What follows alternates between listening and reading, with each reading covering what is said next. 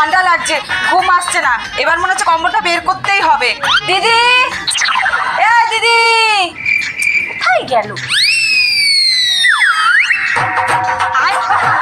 দিদি, এ দিদি,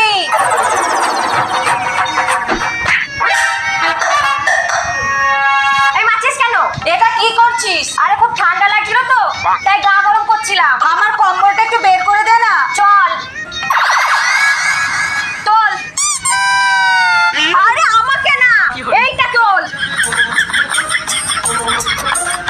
ধরিস কিন্তু। আচ্ছা ঠিক আছে। বাড়িতে কেউ আছেন? হ্যাঁ বলুন। এখানে ঝুমা ঘোষের বাড়ি কোনটা? ও, ঝুমা বৌদির বাড়ি ওই তো পাশেরটা। বলছি দাদা কি হয়েছে? আর বলবেন না দিদি, লোন নিয়ে কিস্তি